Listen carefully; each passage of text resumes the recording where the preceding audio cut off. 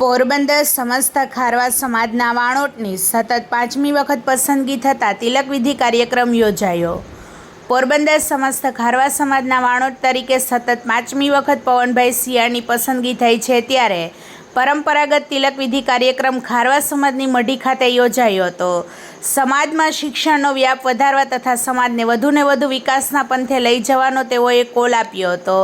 પોરબંદરમાં ખારવા સમાજના પંચાયત મંદિરમાં નવા વાણોટની નિમણૂક બાબતે એક મિટિંગ રાખવામાં આવી હતી। તેમાં વાણોટ પવનભાઈ સિયાળે સમાજના નિયમ મુજબ તેમનો 1 વર્ષનો કાર્યકાળ પૂર્ણ કરી રાજીનામું આપેલ હતું। ત્યારબાદ 9 ડાયરાના પંચ પટેલ ટ્રસ્ટીઓ દ્વારા મિટિંગમાં સર્વાનુમતે પવનભાઈ સિયાળની સમાજ પ્રત્યેની સારી કામગીરી જોઈને હાજર આગેવાનો દ્વારા પવનભાઈ સિયાળને સતત 5મી વખત વાણોટ તરીકે જવાબદારી આપવા માટે સહમતિ દર્શાવવામાં આવી હતી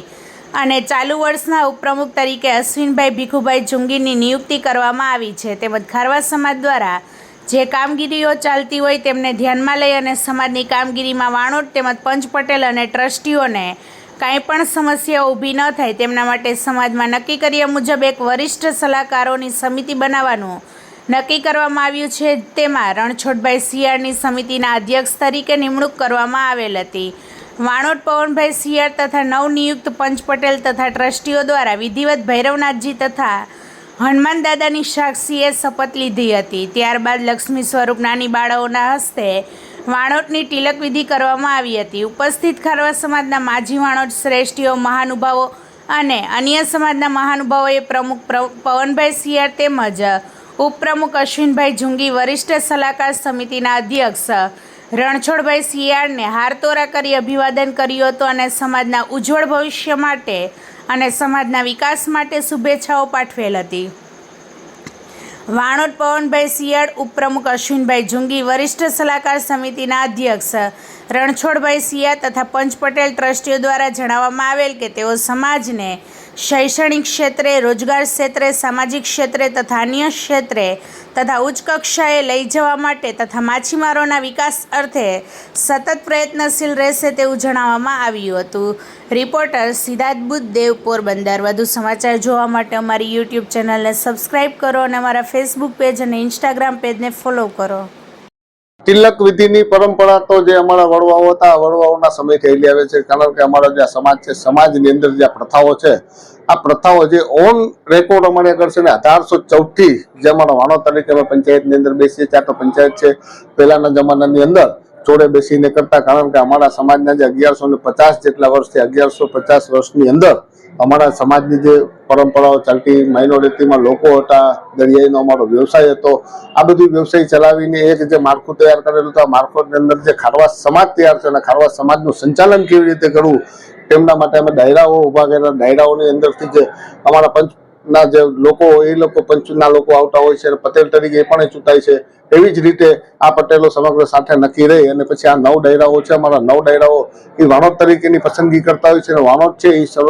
સમગ્ર પોરબંદર ખારવા સમાજના જ વાણોટ નહીં તો સમગ્ર ગુજરાતના વાણોટ તરીકે એક અમે પસંદગી કરતા હોય છે, કારણ કે આજે કચ્છથી લઈ અને મુંબઈ સુધીનો જે દરિયા કિનારા પર ખારવા સમાજનો વસવાટ છે, આ ખારવા સમાજના વસવાટની અંદર જે મુખ્ય સ્થાન હોય તો મુખ્ય હેડ ઓફિસ જે કહેવામાં આવે પોરબંદર ખારવા સમાજની હેડ ઓફિસ છે અને બધામાં સર્વોપરી પોરબંદર ખારવા સમાજ હોય તેમની નીચે બધા જે કંઈ અમારા પ્રમુખ આવતા હોય છે। આ જ રીતે જે અમારા વર્ષોની પરંપરા છે, આ પરંપરાઓ જાળવી રાખતા હોય છે અને આ પરંપરાઓને અનુલક્ષી અને આવનારા દિવસોમાં કેવી રીતે ચાલવું અને સમાજને કેવી રીતે આગળ લેવો, સમાજમાં વિકાસના કામ કરવા, સમાજની અંદર શિક્ષણ કેવી રીતે લેવું, સમાજના વ્યવસાય કેવી રીતે વધારવા, આ તમામ પંચ અને સમાજની અંદર જે નાના મોટા ઝઘડાઓ થતા હોય અને એ સમસ્યાઓ, ઘરેલું સમસ્યાઓ હોય, સમસ્યાઓ સમાજના પંચ બેસીને નક્કી કરી અને આગળ ના વધે અને આ પંચાયત મંદિરની અંદર જ આ સમસ્યાને હાલ આવે એવું નક્કી કરીને સમાજને આગળ ચલાવતા હોય અને આવનારા દિવસોના અંદર જે સમાજ વિશેષતાથી આગળ વધે અને સમાજ શિક્ષણ પ્રત્યે, રમતગમત ક્ષેત્રે, વ્યવસાય ક્ષેત્રે આગળ વધે, આ બાબતને અમે બધા સાથે મળીને કામ કરશું અને સમાજને આગળ વધારશું। આ પવનભાઈને અમારા નિયમ મુજબ 5મી વખત જે વરણી કરવામાં આવી છે, કારણ કે જે સારા કાર્ય કરતા હોય સમાજની અંદર એની વરણી કરવામાં આવતી હોય છે। બાકી તો 1 વર્ષનો અમારો નિયમ છે, સારા કાર્ય કરે 3 વર્ષ નિયમ છે। આવી જ રીતે પવનભાઈની જે કાર્યકારી જોઈ અને આમ અમારી માનવ સેવા છે, આ માનવ સેવા આવતા હોય, સક્ષમ લોકો હોય, હોશિયાર હોય, સમજવું હોય આવા લોકો આ સમાજને ચલાવી શકતા હોય. બાકીના જે અમારો પંચ છે એ એમની સાથે હોય અને મિસગાઈડ ના થાય ને સમાજ સારી રીતે ચાલે એ માટે પવનભાઈને ફરી હવે 5મી વખત નિમણૂક કરી અને વાણોદ તરીકે બેસાડ્યા છે. ગુજરાત ખારવા સમાજના પ્રમુખ તરીકે વરણી થાય છે, એ શું છે? ગુજરાત ખારવા સમાજ પેલા સમાજ અમારે 12 ગામ ખારવા સમાજ કહેતો હતું, 12 ગામ સમાજ પછી અમે ગુજરાત સમાજ કર્યું, કારણ કે ગુજરાતની અંદર આજે ભરૂચ છે, અંકલેશ્વર છે, બરોડા છે, આવા બધા સુરતની અંદર બધા તમામ વિસ્તારોમાં અમારા ખારવા સમાજનો વસવાટ હોય. આ ખારવા સમાજનો વસવાટ જે રીતે આ વસ્તી કરે છે ને અમારી અપેક્ષાઓ લઈને આવતા હોય છે અને જે અમારા પોરબંદરના જે વાણોદ છે એ સમગ્ર ગુજરાતના પ્રમુખ કહેવાતો એ રીતે બધા લોકો એને માન્યતા આપીને જે કંઈ ગુજરાત આખા ખારવા સમાજની સમસ્યા હોય સમસ્યા હલ ન થતી હોય ત્યારે અમારી વાર્ષિક એક અધિવેશન અમારું બોલાવીને ખારવા સમાજની મિટિંગની અંદર લઈ અને જે કંઈ સમસ્યાઓ હલ કરી અને એને આગળ વધારીએ છીએ.